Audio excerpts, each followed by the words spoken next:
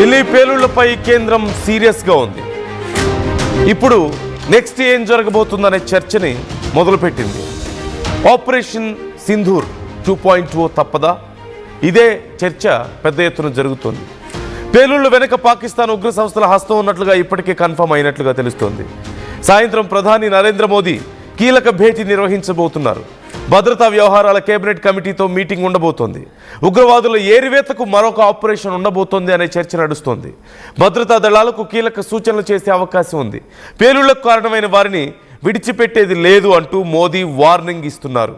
ఇప్పటికే మోదీ వార్నింగ్ ఇచ్చారు. అమిత్ షా సైతం దీనికి సంబంధించి చాలా ఘాటుగా స్పందించారు.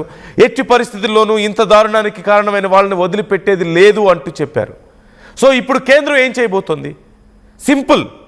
ఇప్పుడు కేంద్రం ముందున్నటువంటి ఆప్షన్స్ ఏంటి అన్నప్పుడు, గతంలో మన త్రివిధ దళాధిపతులు, అలాగే మన కేంద్ర హోంమంత్రి, మన కేంద్ర రక్షణ మంత్రి రాజ్నాథ్ సింగ్ కానీ, హోంమంత్రి అమిత్ షా కానీ, ప్రధాని మోదీ కానీ, త్రివిధ దళాధిపతులు కానీ ప్రతి ఒక్కళ్ళు చెప్పింది ఒకటే మాట. మరొకసారి భారతదేశానికి ఏ చిన్న నష్టం జరిగినా, ఏ ఉగ్రవాద చర్య జరిగినా, బోర్డర్లో ఏ కాల్పులు జరిగి మా సైనికుల ప్రాణాలు తీసినా, ఏ చిన్నపాటి ప్రొవొకేషన్ మీ సైడ్ నుంచి ఉన్నా సరే అది యుద్ధ చర్యగా మేము భావిస్తాం. అది ఉగ్రవాద చర్య అయినా సరే, సైనిక చర్య అయినా సరే, ఏదైనా సరే అది యుద్ధ చర్యగానే మేము భావిస్తాం. ఆ తర్వాత మీ సంగతి తేలుస్తాం, మీ అంతు చూస్తామంటూ వార్నింగ్ ఇచ్చారు. సో ఇంతకు మించిన ఆప్షన్స్ ఏమున్నాయనే చర్చ ఇప్పుడు జరుగుతుంది. ఇప్పటికే సింధు జలాలతో కట్టడి చేశాం. మరోవైపు పాకిస్తాన్ కుట్ర ఈ దాడి వెనక ఉందంటూ తెలుస్తోంది. ఉగ్రవాదుల పనిగా తెలుస్తోంది. ఉగ్రవాదుల మూలాలు ఎక్కడున్నాయనే ప్రశ్న వచ్చినప్పుడు పాకిస్తాన్ బంగ్లాదేశ్ వైపే వేలు చూపిస్తున్నటువంటి పరిస్థితి.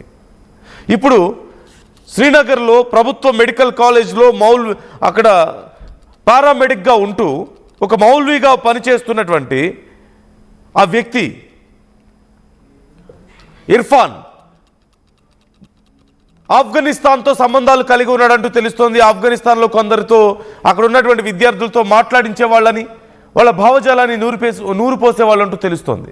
అంటే ఓ పక్క పాకిస్తాన్తోనూ మరో పక్క ఆఫ్ఘనిస్తాన్తోనూ ఉగ్రవాదులకి సంబంధాలు ఉన్నాయనేది క్లియర్గా తెలుస్తోంది. మరోవైపు వైట్ కాలర్ నేరగాళ్లలాగా వైట్ కాలర్ ఉగ్రవాదులు ఇప్పుడు తయారవుతున్నారు. మనం నమ్మలేం. వాళ్ళందరూ డాక్టర్లు గానో, టీచర్లు గానో, లెక్చరర్లు, లేకపోతే లెక్చరర్స్ గానో. ఇప్పుడు కాలేజ్లో మెడిక్గా పనిచేస్తున్నాడు అతను. మరి కొంతమంది డాక్టర్స్ లేదంటే ఇంజనీర్స్గా ఉండే అవకాశం ఉంది. ఏ డిపార్ట్మెంట్లో ఉన్నారో, ఎక్కడెక్కడ ఉన్నారో తెలియదు. మన తిండి తింటూ, మనం ఇచ్చిన డబ్బులతో చదువుకొని, మనం ఇచ్చిన డబ్బులతో బ్రతుకుతూ, మన దేశంలో బ్రతుకుతూ మన మీద కుట్రలు చేస్తున్న వాళ్ళు, తల్లి పాలు దాగి రొమ్ము గుద్దే వాళ్ళంటే వీళ్ళే.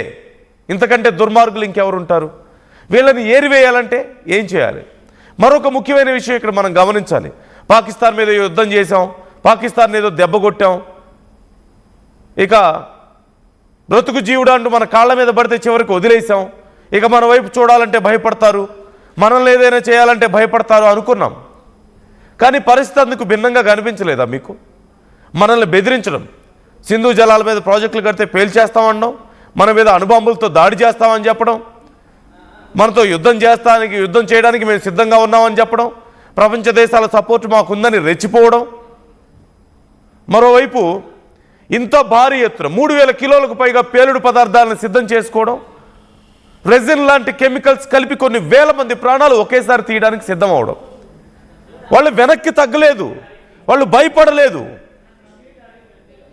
మరింత బలంగా మన వైపు దూసుకొచ్చే ప్రయత్నం చేశారు. అంతకి 1000 రెట్లు మనకి నష్టం చేయడానికి సిద్ధమయ్యారు.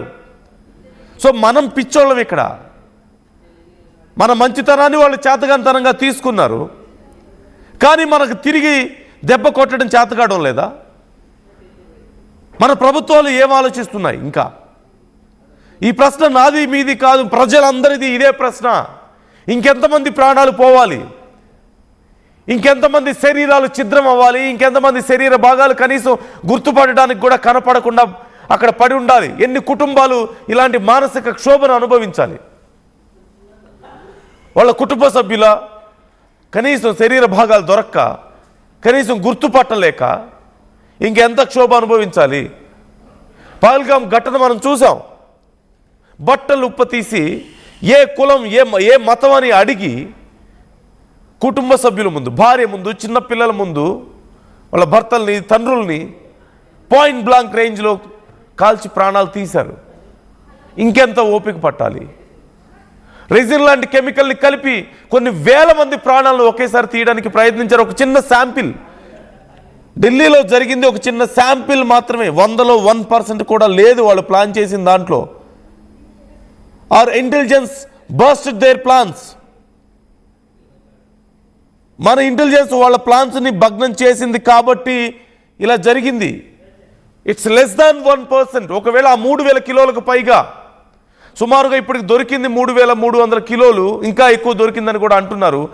అంత పేలుడు పదార్థాన్ని ఉపయోగించగలిగి ఉంటే, ఈ రెజిన్ లాంటి కెమికల్స్ని వాళ్ళు అనుకున్న స్థాయిలో ఉపయోగించగలిగి ఉంటే, కొన్ని పట్టణాలు, ఇంకా ఇన్ఫ్యాక్ట్ చెప్పాలంటే దేశంలో ఏ ఒక్క నగరం కూడా మిగిలి ఉండేది కాదు, ముఖ్యమైన నగరం. అంత ఇంపాక్ట్ ఉండేది. ఇంకా ఎందుకు క్షమించాలి మనం? ఇంకా ఎందుకు ఈ ఓపిక పట్టాలి? మోదీ ఏమంటున్నారో ఒకసారి చూద్దాం.